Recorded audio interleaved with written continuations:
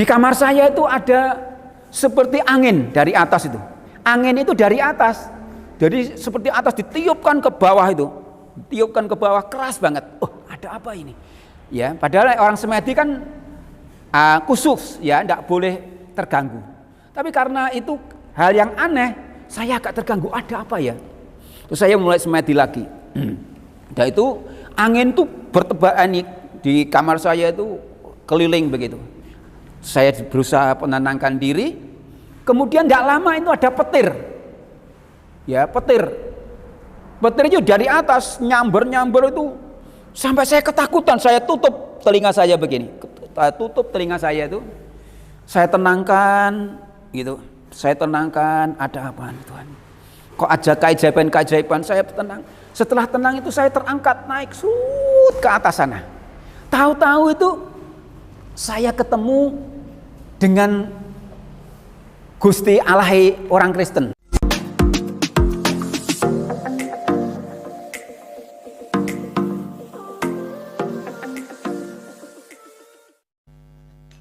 Salam kasih bagi sobatku, saudara sekalian yang kasih Tuhan.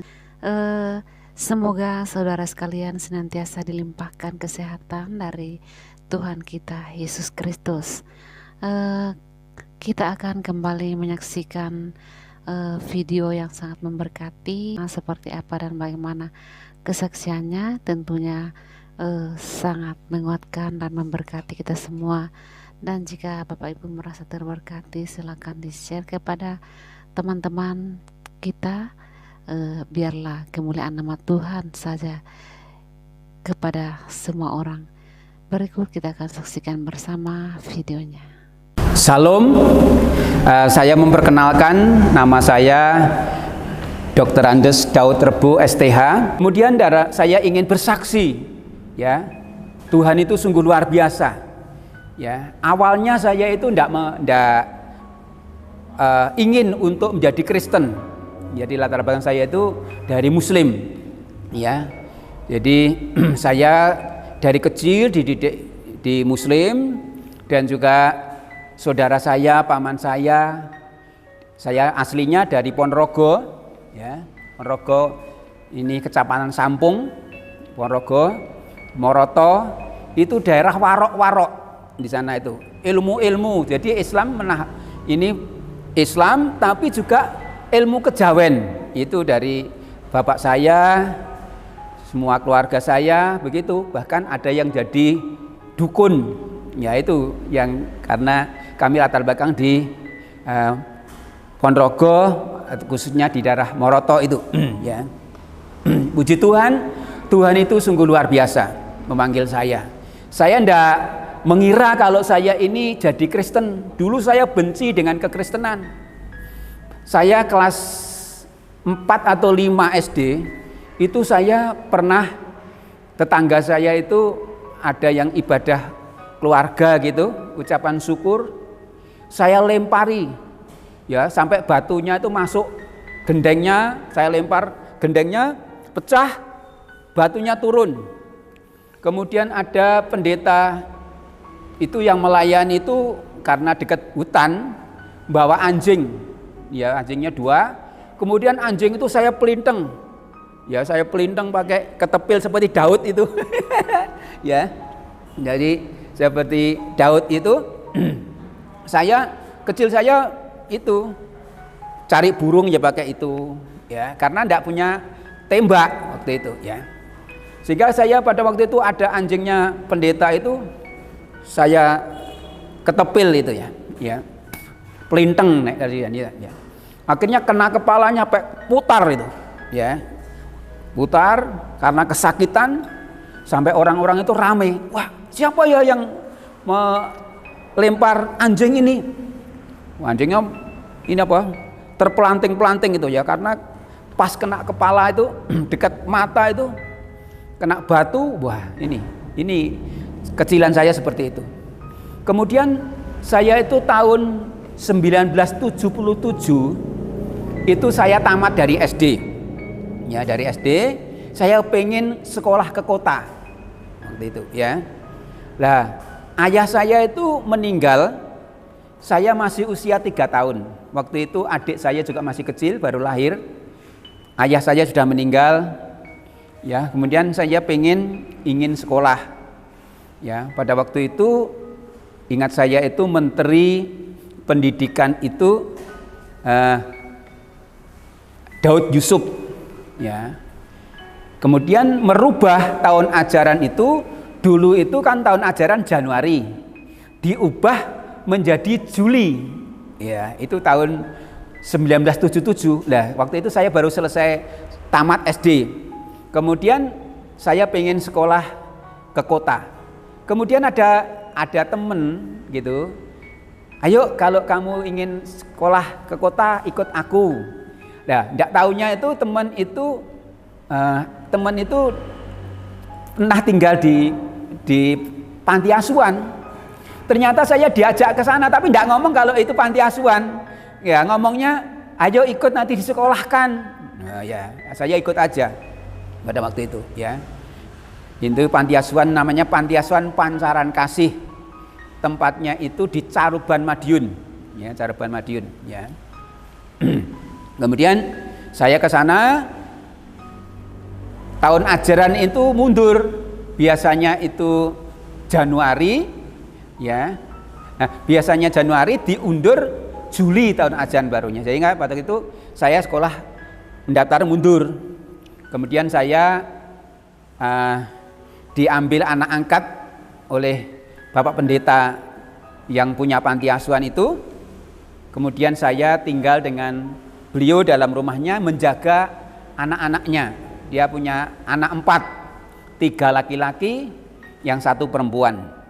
Ya, itu pimpinan panti asuhan itu namanya Pak Pendeta Simon Petrus 2 BPA. Dari ceritanya, kesaksiannya, beliau itu dulunya pernah memimpin bajak laut. Jadi pemimpin bajak laut tapi bertobat. Ya, akhirnya bertobat jadi pendeta. Terus merintis yayasan panti asuhan namanya Pancaran Kasih itu.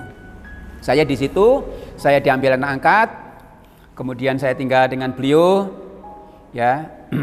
Saya bekerja dengan beliau, ya, saya ikut terus bekerja, ya. Disuruh apa saja saya ikuti, ya. Dan puji Tuhan, pada waktu itu saya kecil itu tidak pernah jadi Kristen, dengan Kristen benci, tapi saya sekarang kok ikut dengan orang Kristen, gitu, ikut dengan orang Kristen. Nah, saya pada waktu itu pertama-tama tuh saya masih sembahyang, sholat, ya, seperti biasanya saya puasa, kemudian malam itu tahajud, gitu ya, seperti yang saya lakukan waktu masih Muslim. Saya masih ini Pak Pendeta saya itu dibiarkan aja. Lama-lama saya ikut sekolah minggu itu waktu itu, ya, sekolah minggu, tapi sudah agak besar saya. Ya, ikut itu. Terus saya sekolah di SMP. Nah, saya di SMP itu kelas 2 mau naik kelas 3. Ya, kelas 2 naik kelas 3 itu guru saya tahu bahwa saya itu latar belakang dari Muslim. Akhirnya berusaha untuk dijadikan Muslim saya. Ya, kamu ikut saya, tak ragati. Ya, namanya Pak Somad waktu itu, ya, Pak Somad. Tapi saya matur dengan bapak angkat saya itu, enggak usah, kamu ikut di sini saja, ya, sekolahkan. Ya, dipengaruhi saya di sekolah itu. Dan pada waktu itu yang Kristen di kelas saya itu hanya 2 orang, ya. Saya yang jadi Kristen baru dengan teman saya, ya, ini. Saya sering diolok-olok, saya pelajaran agama itu diolok-olok, ya. Kemudian saya keluar tidak boleh, saya ikut tapi seringkali diolok-olok, ya. Tapi memang ikut Tuhan itu memang harus perjuangan seperti itu. Kemudian satu saat saya sudah kelas 3, ada guru saya yang Muslim itu ngolok-ngolok saya. Saya sempat marah, mejanya tak gedor semua, ya. Dan ternyata pada waktu itu Guru saya itu namanya Pak Dul Karim. Saya marah, diam, saya suruh diam. Waktu dia ngajar, saya berani waktu itu. Tidak tahu kok saya kok langsung ada seperti pimpinan Roh Kudus gitu. Saya stop guru ngajar, berhenti. Kalau tidak berhenti, tak laporkan kepala sekolah, langsung berhenti. Ya Pak Dul Karim ini untuk ngolok-ngolok saya. Ya waktu itu. Ini luar biasa, ini pengalaman saya. Dan saya pada waktu ingat, Pak Dul Karim mengatakan gini, kamu besok naik haji, melihat watu gantung tanpa cantel. Jadi watu sekan ngambang gitu ya, Ka'bah itu. Ternyata setelah sekarang dilihat, ternyata bohong guru itu. Ya tidak mungkin ngambang. Ternyata itu bahkan disitulah saya tahu bahwa kebohongan yang pengajar itu terlihat dari situ. Benar ini, saya ingat terus ya. Karena saya heran, watu gantung segede ini sakmono, Ka'bah itu kok gantung tanpa cantel. Saya gumun, sehingga itu terekam pada saya. Saya ingat, saya lihat di TV, bohong guru saya. Ternyata itu yang di bumi ya. Ternyata dulu kan bayangan saya gantung ini awang-awang sana. Ya ini ya yang pernah saya terima dari guru saya. Kemudian pada waktu itu saya jadi orang Kristen. Ya puji Tuhan, meskipun dipengaruhi saya, ya, tapi saya tetap kuat. Ya puji Tuhan itu. Ya. Kemudian saya dari SMP nerusin sekolah ke STM waktu itu. Ya. Pertimbangan saya masuk di STM itu masuk sore, karena pagi saya harus kerja, harus bantu. Ya karena saya ikut orang, saya harus bantu kerja pagi itu. Ya. Jadi sore itu sekolah saya sore. Ya setelah selesai dari STM, saya kuliah di IKIP Madiun. Ya, di IKIP Madiun. Ya, saya kuliah sambil bekerja itu. Jadi saya itu sekolah, kuliah sambil bekerja untuk mencukupi. Ya, puji Tuhan, Tuhan buka jalan. Ya, saya kuliah juga dulu tidak mikir kuliah, tapi ternyata puji Tuhan, Tuhan buka jalan. Tuhan itu memberi kemurahan saya bisa kuliah. Ya. Dan mujizat Tuhan yang luar biasa. Ya, saya sering waktu akan bayar semesteran, ternyata Tuhan gerakkan orang untuk memberi uang saya untuk bayar semester. Itu sering yang saya dapat mujizat-mujizat yang luar biasa. Akhirnya saya itu waktu ini SMP yang pada waktu itu SMP kelas 2 mau naik kelas 3 itu saya itu pernah mengalami sakit ya. Saya lumpuh waktu itu, ya sudah ikut orang lumpuh, itu pernah mengalami sakit itu. Saya juga tidak tahu sakitnya apa kok langsung saya lumpuh, tidak bisa jalan kurang lebih 6 bulan waktu itu. Terus kemudian, waduh kaki saya kecil, terus saya berdoa. Waktu itu memang Kristen saya juga belum kuat, waktu itu saya Islam sudah biasa untuk sembahyang dan sebagainya. Ya. Kemudian saya puasa 3 hari 3 malam. Ya. Pada waktu malam saya tahajud. Ya, meskipun saya sudah ikut ini saya masih bisa tahajud malam itu. Dan saya ingin ketemu Sang Pencipta. Karena waktu itu dalam situasi bimbang saya ikut Kristen apa. Dan saya pengen ketemu dengan Tuhan Sang Pencipta itu. Ya. Pada waktu itu saya sudah puasa 3 hari 3 malam, hari ketiga itu saya malam itu jam 2 itu saya meditasi. Ya, seperti orang Kristen kalau berdoa khusus gitu ya. Saya juga begitu ya. Karena saya juga pernah dilatih untuk meditasi. Ya, dilatih meditasi, pernah akhirnya saya juga seluruh kehidupan saya malam itu saya ngomong dengan pasti ada yang menciptakan saya. Dan saya pengen ketemu Sang Pencipta itu. Kemudian saya malam itu ya semedi tahajud itu saya hening gitu ya. Saya hening berdoa begitu. Di kamar saya itu ada seperti angin dari atas itu. Angin itu dari atas. Jadi seperti atas ditiupkan ke bawah itu. Ditiupkan ke bawah keras banget. Ada apa ini? Ya, padahal orang semedi kan khusus ya, tidak boleh terganggu. Tapi karena itu hal yang aneh, saya agak terganggu. Ada apa ya? Terus saya mulai semedi lagi. Dan itu angin tuh bertebaran di kamar saya itu keliling begitu. Saya berusaha menenangkan diri. Kemudian tidak lama itu ada petir. Ya, petir. Petir itu dari atas nyamber itu sampai saya ketakutan. Saya tutup telinga saya begini. Tutup telinga saya itu. Saya tenangkan gitu. Saya tenangkan, ada apa Tuhan? Kok ada keajaiban-keajaiban, saya tenang. Setelah tenang itu saya terangkat naik ke atas sana. Tahu-tahu itu saya ketemu dengan Gusti Allah orang Kristen, Yesus itu. Karena pada waktu itu saya pernah melihat tetangga saya itu yang Kristen punya kalender Kristen itu. Yang gambarnya Tuhan Yesus pakai jubah itu, tangannya gini, marilah kepadaku semua yang letih lesu dan berat, aku akan memberikan kelegaan kepadamu. Matius 11 ayat 28 itu. Ya, itu di kalender itu. Duh, itu loh Gusti anaknya wong Kristen. Menungso kok disembah. Saya ngolok-ngolok waktu itu, ya. Menungso disembah. Tapi luar biasa, saya pada waktu itu ketemu dengan Tuhan Yesus itu di sebuah taman. Dan taman itu indah. Lebih indah dari Taman Teletubbies. Ya, Taman Teletubbies kan bagus, tapi lebih indah dari itu. Wah, luar biasa. Dan pada waktu itu saya di bawah, ya, Tuhan Yesus itu, saya ngertinya Tuhan Yesus itu karena dari kalender itu, ya. Kalau Gusti Yesus itu, Gusti wong Kristen itu, ya, di situ. Dan pada waktu saya lihat itu sama dengan kalender itu, gambar di kalender persis, ya. Saya sangat heran loh. Saya pertama kali melihat gambar Yesus itu di kalender, tapi kok ini persis. Maka saya tahu bahwa kalender kan banyak gambar, ya. Ya, ada yang mancung, ada yang tidak, ada yang tua, tapi saya pada waktu itu tahu persis. Oh, Yesus yang saya temui begini itu. Kalender itu ada yang beda, ada yang hampir sama.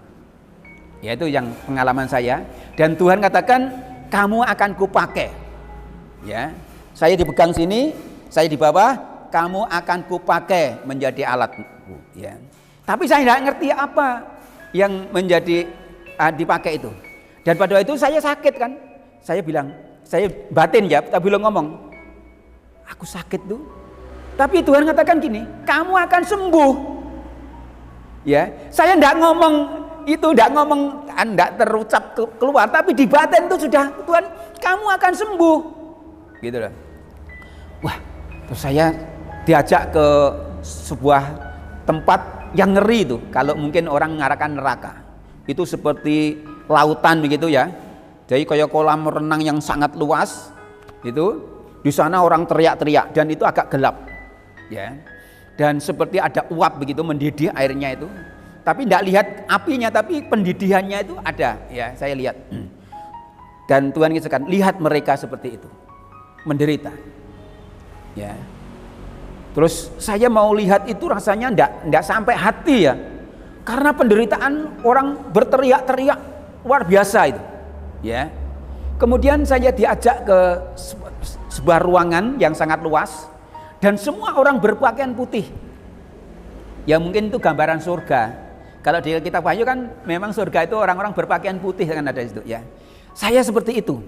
Tapi saya tidak boleh masuk.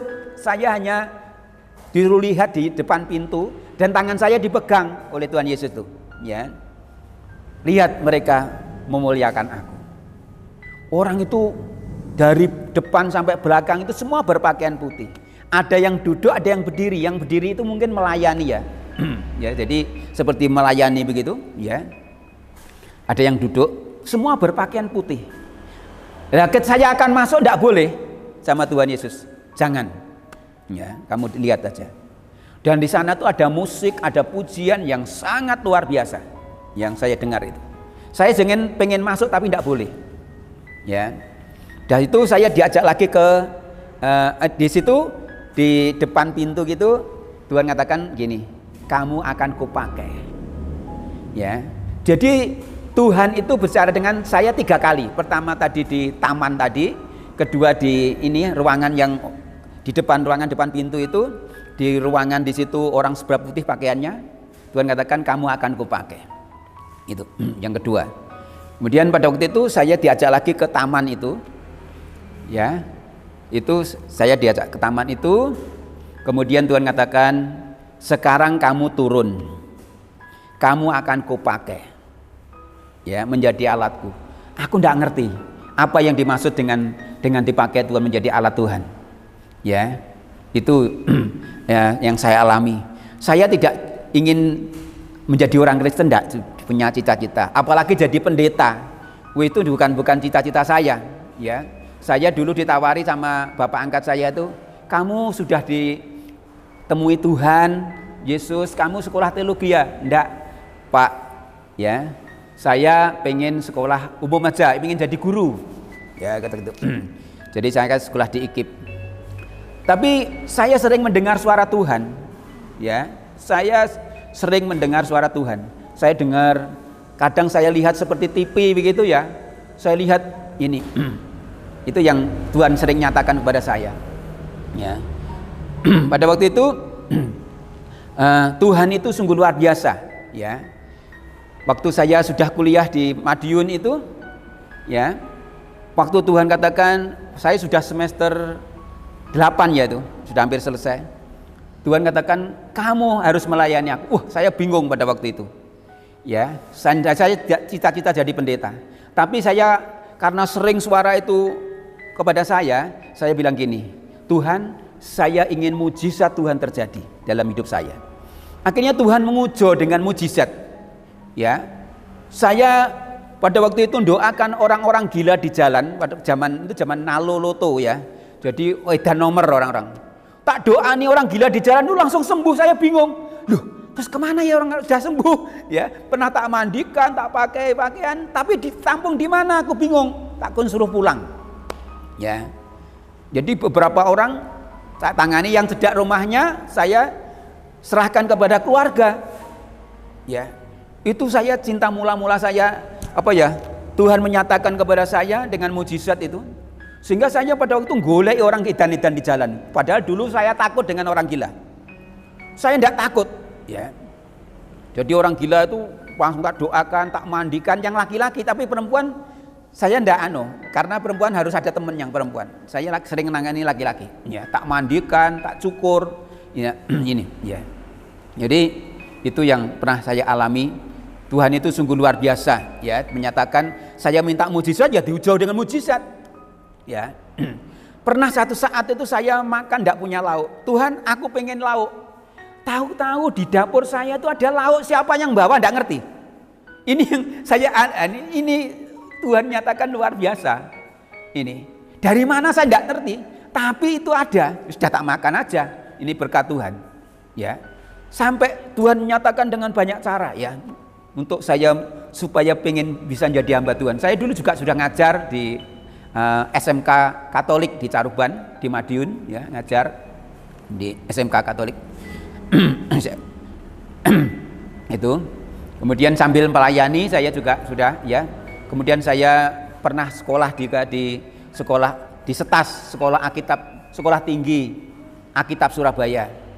Ya, di situ akhirnya saja selesai dari IKIP, saya sekolah lagi di sana, kemudian kembali ke pelayanan, dan Tuhan itu menyatakan luar biasa. Pernah saya nangani orang disantet, ya, Tuhan itu menyatakan ini loh yang nyantet orangnya, tahu saya, karena saya lihat seperti di TV. Jadi saya sama dengan lihat di TV, ya. Ya, dukunnya ini, ya, pada waktu itu dukunnya perempuan, tangannya potol-potol karena kena kusta. Dukunnya itu tambah potol-potol tangannya.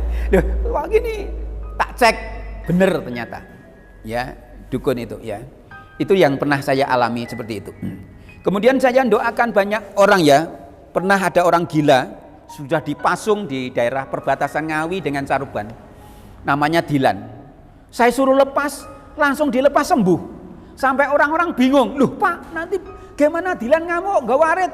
Nggak, sudah sembuh. Ya, akhirnya saya doakan sembuh Dilan itu. Ya, padahal sudah akan dibunuh karena ngamuan Dilan itu namanya. Ya, dan puji Tuhan, Tuhan itu nyatakan dengan luar biasa. Saya pernah doakan juga orang lumpuh. Ya, itu saya suruh jalan-jalan di Ponorogo. Lumpuh itu. Saya suruh jalan. Saya kok hebat nama Yesus. Saya semakin berani untuk bersaksi mendoakan orang-orang. Ya, di daerah sini setelah saya di Sukoharjo ini juga orang yang di toko Alfamart sebelah Alfamart itu juga ada orang lumpuh. Saya doakan langsung dia jalan. Ya, langsung jalan sampai orang-orang bingung. Loh, nanti gimana Pak Daud jatuh? Enggak. Ya, dalam nama Yesus jalan. Itu mujizat Tuhan. Ya, jadi saya sangat bersyukur dalam pelayanan ini pun juga Tuhan menyertai dengan banyak mujizat ya. Saya mendoakan orang yang di sekitar sini, ada langganan besi saya namanya Pak Suyudi, itu juga komplikasi. Tak doani 3 kali mengalami mujizat. Ya, ada orang Katolik yang dekat sini juga ya stres ya. 3 tahun tidak bisa tidur. Saya doani akhirnya sembuh total. Ya. Dan ada orang yang Muslim juga ya, dirasuk roh jahat. Saya doakan insya Allah lepas roh jahat itu. Ya. Bahkan pernah ke tempat ini ya, orang Muslim yang pakai jilbab datang sakit. Ya, saya doakan dalam nama Yesus, orang itu pulang sudah sehat. Ini mujizat Tuhan luar biasa.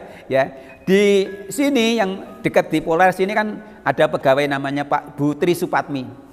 Ya, itu disantet karena rebutan warisan. Kesini saya doakan 3 tahun itu enggak bisa apa-apa. Kesini saya doakan pulang sudah sehat.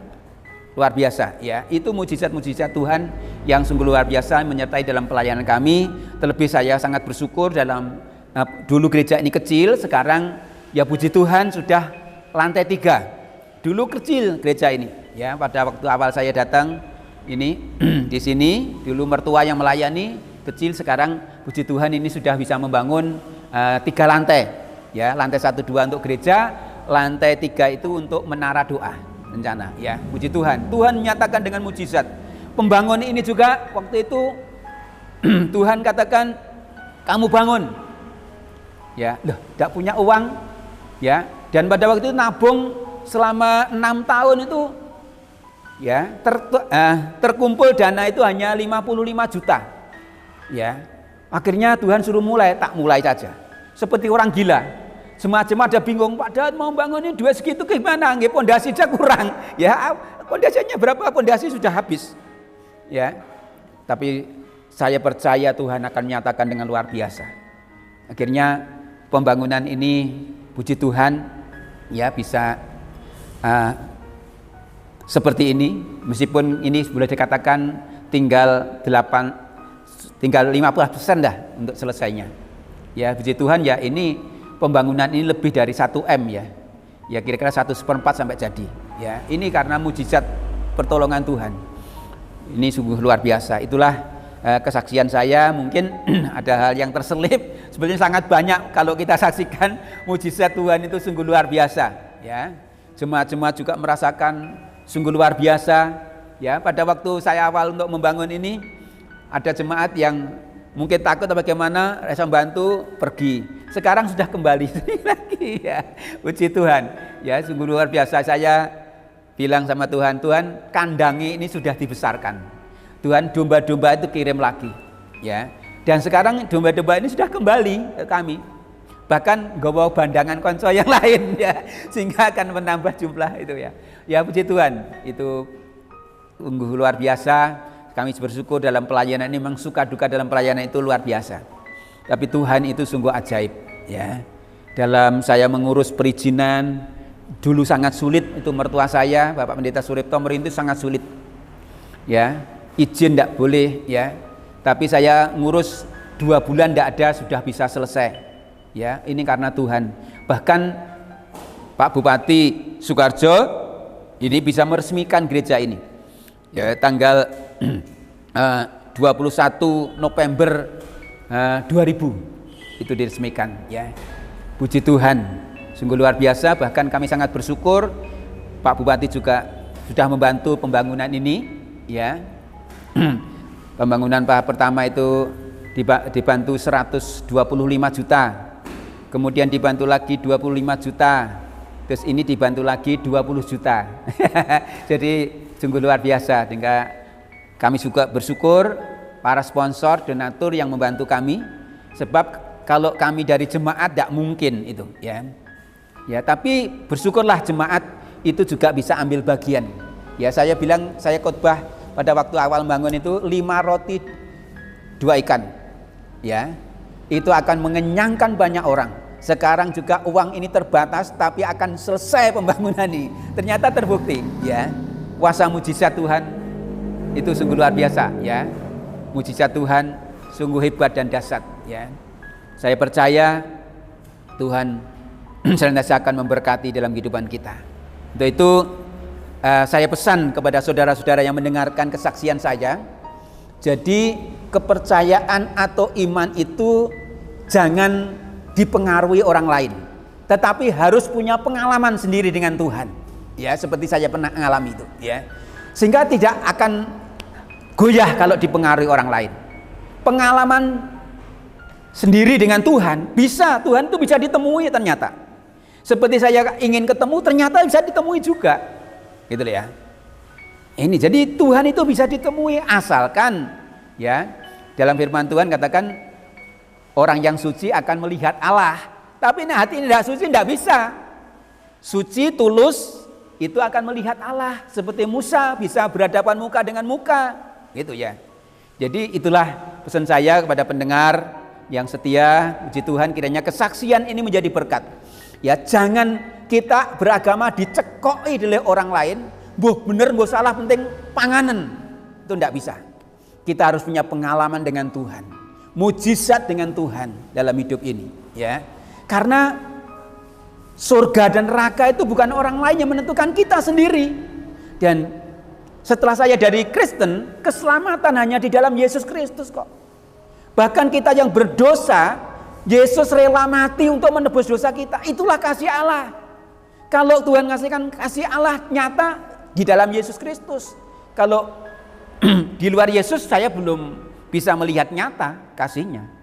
Tapi dengan kasih Yesus ini, saya rasakan mujizatnya, saya rasakan dalam hidup ini, pengalaman dalam hidup saya membentuk saya untuk menjadi pribadi orang Kristen, bahkan saya menjadi hamba Tuhan untuk mendidik orang lain untuk takut akan Tuhan, mentaati firman Tuhan. Ya, ini. Jadi itulah yang menjadi kesaksian ini, kiranya menjadi berkat dalam kehidupan kita semuanya. Ya, mujizat itu tetap ada. Ya, milikilah pengalaman dengan Tuhan dalam hidup ini. Itu yang menentukan dalam hidup kita. Ya. Puji Tuhan, Tuhan memberkati kita semuanya. Salam.